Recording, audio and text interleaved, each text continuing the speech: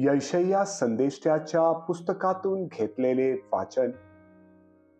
द्वीपानो, माझे ऐका, दूरदूरच्या राष्ट्रांनो कान द्या.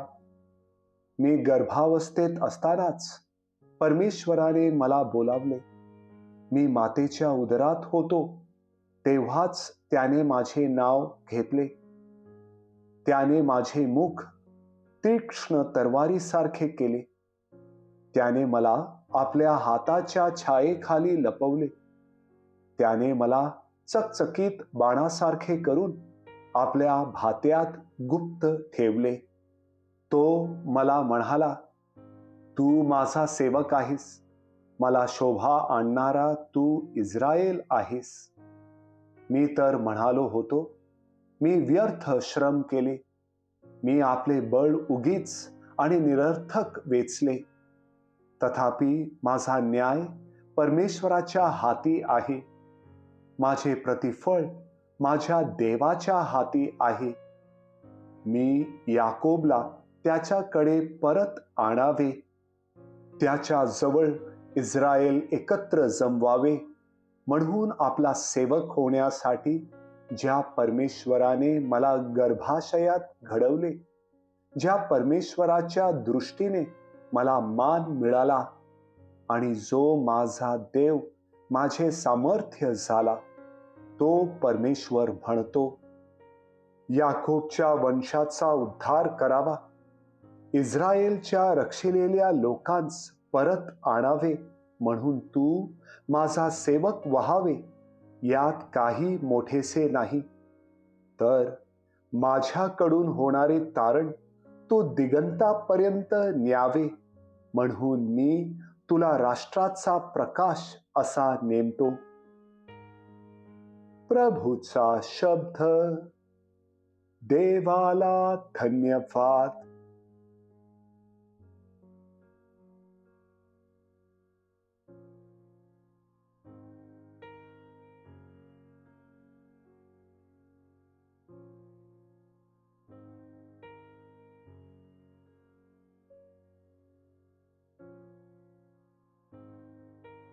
योहान लिखित पवित्र शुभवर्तमानातून घेतलेले वाचन. आपल्या शिष्यांबरोबर भोजन घेत असता येशू आत्म्यात व्याकुळ झाला आणि निश्चितार्थाने म्हणाला, मी तुम्हांस सत्य सांगतो, तुम्हांपैकी एक जण मला धरून देईल. तो कोणाविषयी बोलतो या संशयाने शिष्य एकमेकांकडे पाहू लागले. तेव्हा ज्याच्यावर येशूची प्रीती होती असा त्याच्या शिष्यातील एक जण येशूच्या उराशी टेकलेला होता. ह्यास्तव ज्याच्याविषयी तो बोलतो तो कोण आहे हे आम्हांस सांग, असे पेत्रने त्याला खुणावून म्हटले. तेव्हा तो तसाच येशूच्या उराशी टेकलेला असता मागे लवून त्याला म्हणाला, प्रभो, तो कोण आहे? येशूने उत्तर दिले, मी ज्याला घास ताठात बुचकळून देईन तोच तो आहे. मग त्याने घास ताठात बुचकळून शिमोनचा मुलगा यहुदा इस्कारियोत ह्याला दिला. आणि घास दिल्याबरोबर सैतान त्याच्यामध्ये शिरला. मग येशूने त्याला म्हटले, तुला जे करावयाचे आहे ते लवकर करून टाक. पण त्याने त्याला असे कशासाठी सांगितले हे भोजनास बसलेल्यांतील कोणाला समजले नाही. कारण यहुदाजवळ पैशाची थैली होती, म्हणून सणासाठी आपणास ज्या पदार्थांची गरज आहे ते विकत घ्यावे किंवा गरिबांस काहीतरी द्यावे म्हणून येशू सांगतो आहे असे कित्येकांस वाटले. मग घास घेतल्यावर तो लागलाच बाहेर गेला.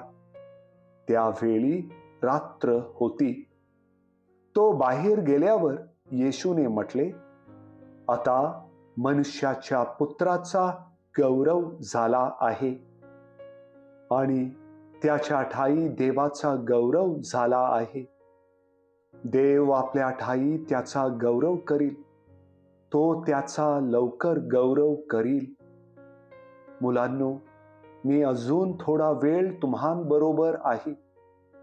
तुम्ही माझा शोध कराल आणि जसे मी यहुद्यांना सांगितले की जेथे मी जातो तेथे तुम्हाला येता येणार नाही, तसे तुम्हांसही आता सांगतो.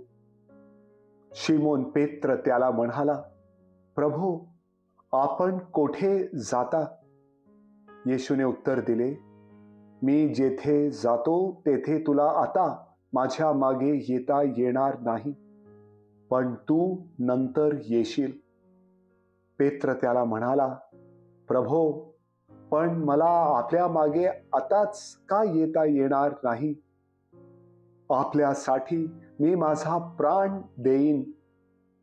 येशूने त्याला उत्तर दिले, माझ्यासाठी तू आपला प्राण देशील का?